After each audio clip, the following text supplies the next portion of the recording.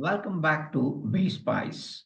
In this session, we'll focus on Ethernet communication in Back to Basics series. Okay, so this Ethernet is for, I'm going to give in two parts. First part will focus on most of the essentials, and the second part will talk bit of configuration and other aspects. Okay, friends. So let's get started with the basics. Yeah, what is Ethernet? Yes, Ethernet is a local area network protocol that was originally developed to link computers, right? So, of course, there was a history, right? It was invented by Bob Metcalfe at Xerox Palo Alto Research Center, later refined by Xerox DEC and Intel, and currently the Ethernet technology specification was later adopted by IEEE as standard 802.3. Okay. So, today's, common Ethernet implementation used for twisted pairs of copper wires. We commonly called as a category, 5, Cat5 or category 6 cabling, right? Okay. Uh, it provides actually, a raw data rate of 100 or 10 or 100 megabits per second. But a newer gigabit standard supporting the data rate up to 1000 Mbps was approved in 1999. Okay. So basically, it's a very efficient network for transmitting vast amount of data. So Ethernet is open, meaning any device can communicate over Ethernet if it adheres to an OSI model that defines how Ethernet operates. Of course, OSI model, each layer we explain in our BSpace panel, it is available, open for all. You can, watch and get benefited. Okay, friends. So yes, that's a simple short notes on this Ethernet. Okay, right. So one more point also, yeah, multiple protocols can be used over the same network, meaning Modbus, Ethernet IP can work simultaneously over an Ethernet network. So that is the point. Okay, good to go? Good to go. Right. Now, what is a switch? Before going into the detail, I'll also cover the switch. Okay. Okay, maybe before going into the switch, I'll talk about the Ethernet hub. You know, Ethernet hub, the hub, HUB, it basically simply broadcasts each message it receives to every one of its ports. There is no segregation, there is no, yeah. So each port, okay, sorry, each Ethernet device has to wait for its turn to talk to the hub. So as a result, what happened? Increasing the likelihood of message collisions. Therefore, real-time operation is jeopardized. Okay, that's a point, hub. But now, alternatively, if you talk about industrial Ethernet switch, this automatically determines and remembers where an Ethernet device is located and route the messages only through the appropriate port. That is the point. Okay, and industrial switch, it has a memory of a Ethernet MAC address. Okay, so it remembers the routing for even the largest industrial network. So that is the beauty. Okay. So before going into the details, okay, I'll also touch upon a bit of the switches. Managed switch and unmanaged switch, right? Yes. So unmanaged switch requires no setup, right? Does not have an IP address. It regulates traffic according to preset parameters in its firmware, right? It's a plug and play device. I think the play is missed out here, plug and play device. Whereas managed switch allows the user to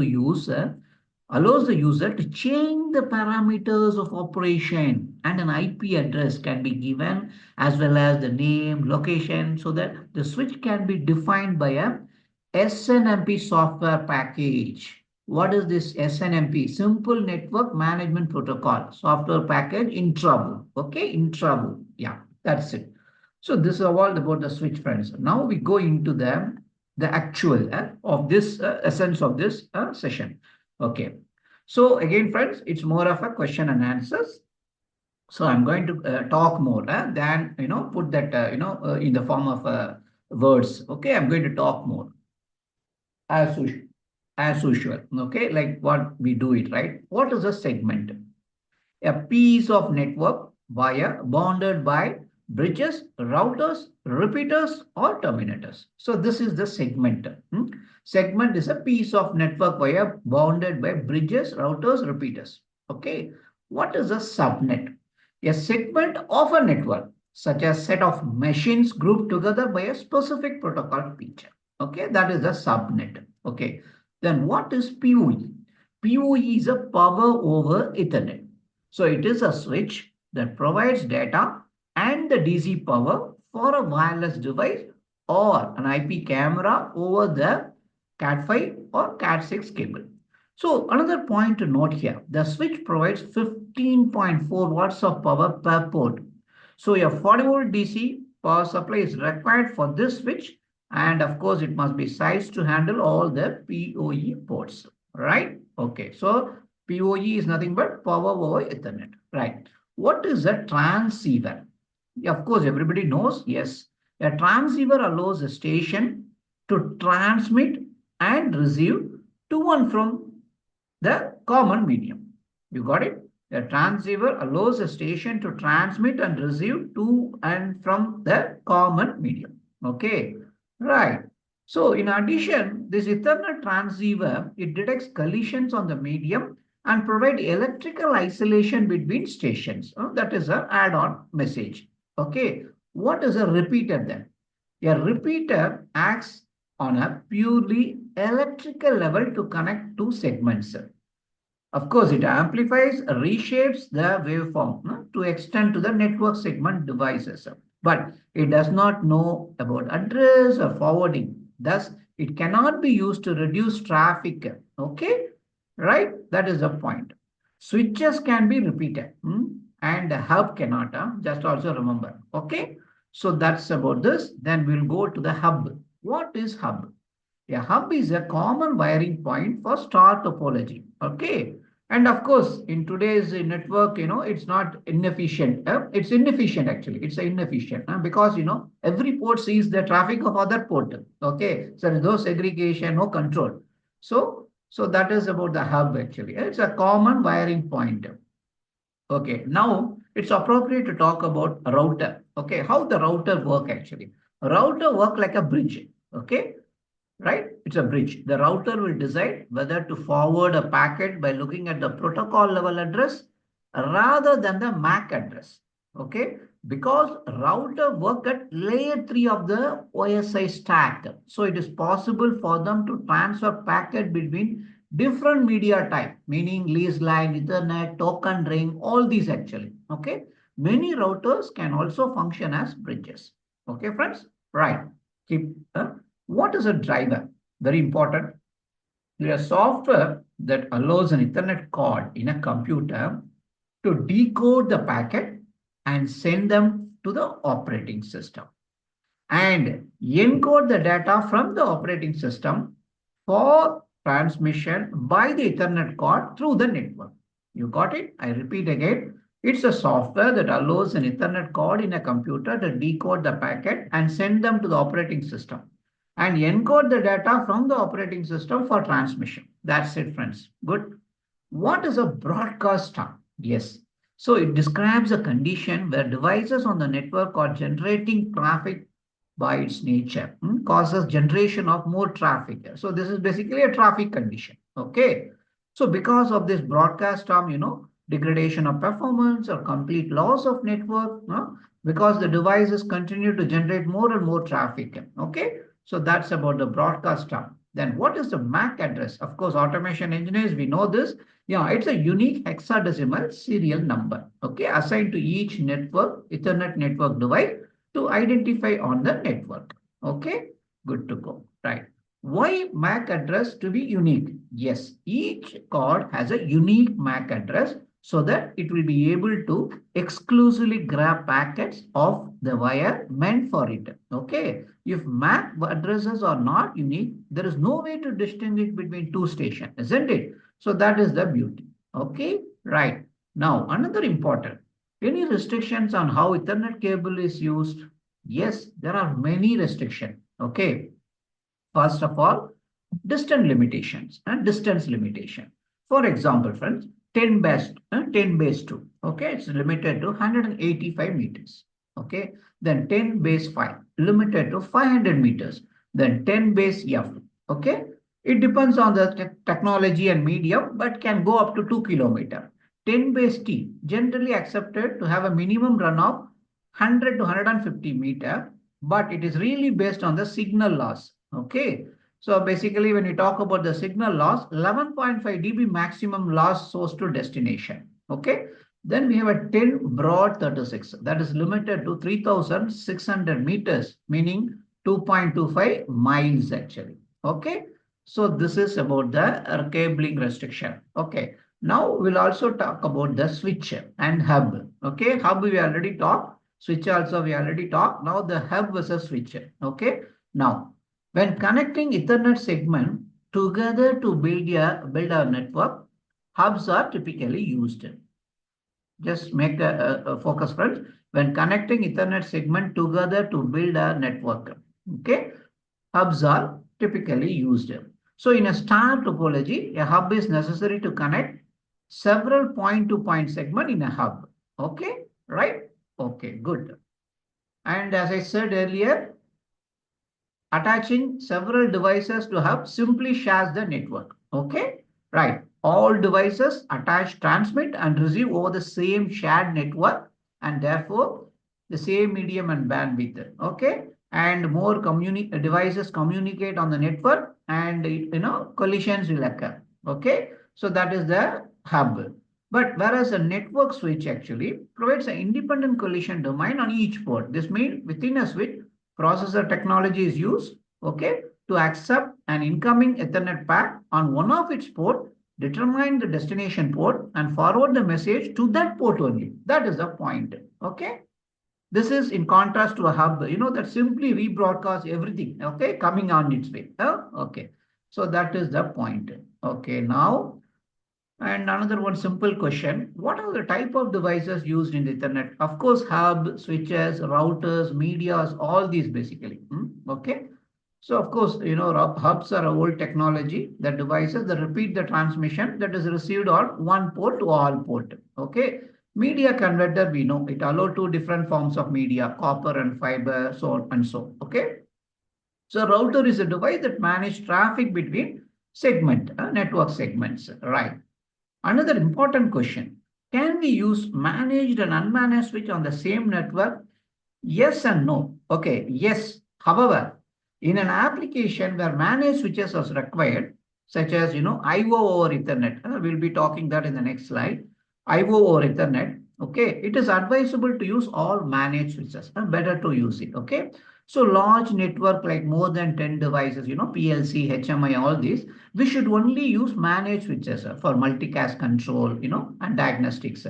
And you have this, we talked about this IntraView, right? Yeah, IntraView software, it can actually show the status of the network and quickly diagnose the potential problems of each switches actually. Okay, so that is about this. Then, can we use different brands of switches in a redundant ring? No. Different manufacturer use proprietary firmware to manage the ring redundancy. Okay, so use the same manufacturer for all the switches. Okay, what for? To what do you call? Get the guaranteed recovery time. Okay, right. Then is SNMP important? Yes, extremely important. It is a well-known tool. Again, I see SNMP is a simple network management protocol, right?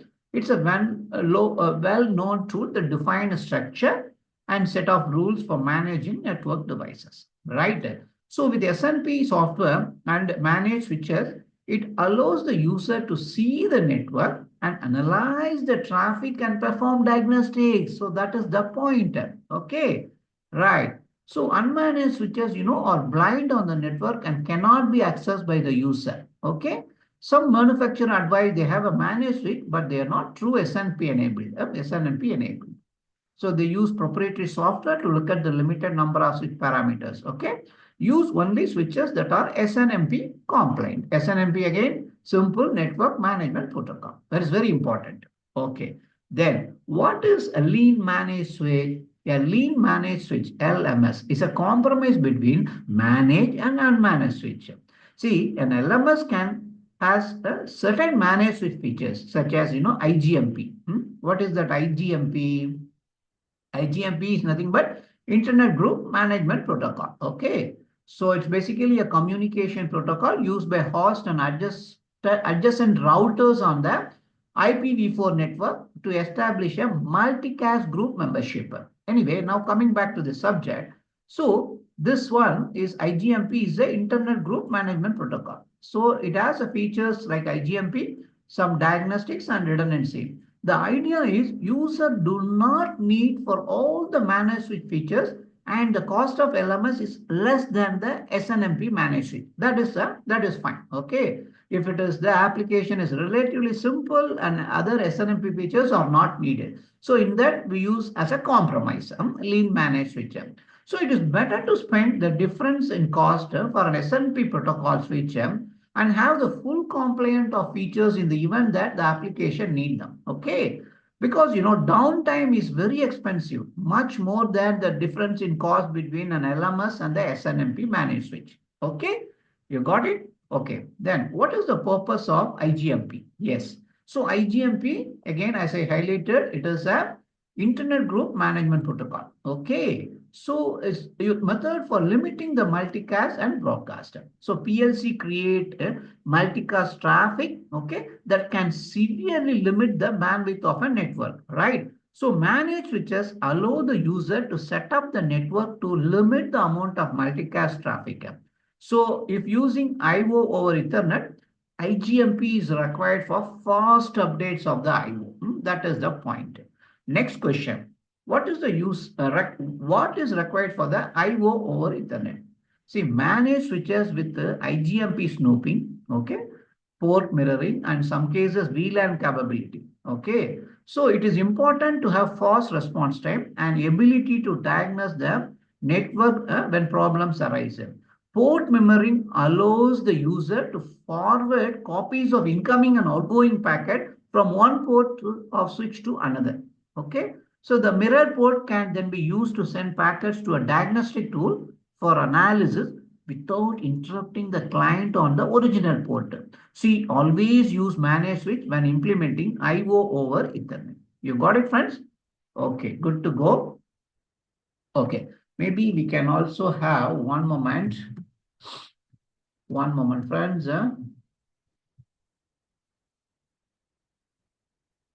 Yeah.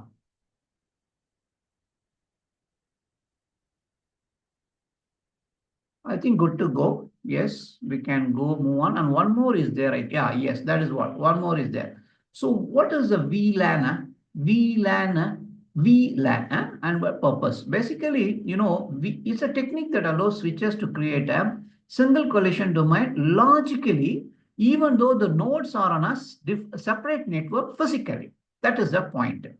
It's basically a technique that allows switches to create a, single collision domain logically, even though the nodes are on a separate network segment physically. So the benefit is that instead of installing a physical hardware to segment a network, which can be difficult on factory floor or water treatment plant, VLANs can do it logically. So basically, it allows faster response over several network segments by connecting remote devices through a software implementation. Okay, and of course, for this, managed switches are required. Okay, so good to go, friends. I hope you got some insights on this Ethernet. And I have one more, one more, what do you call, a session also on this. Yeah, depends on how you guys are receiving this. So based on the support, I will, upload that video also. Okay. So by the way, this VLAN is nothing but this is virtual local area network. Virtual local area network. Okay. There are many more actually. How to set up the IP address and how do we reset a switch and how to configure this managed switch, unmanaged switch. All these actually are in pipeline. Yeah. So let's see how it goes. Thanks for watching. And hopefully I'll be continuing this. Of course, it's subject to your interest, friends. Okay. Thank you. Take care. Bye. And don't forget to show your support either in the form of, just a simple like or subscribe. Okay. Thanks for watching. Take care. Bye-bye.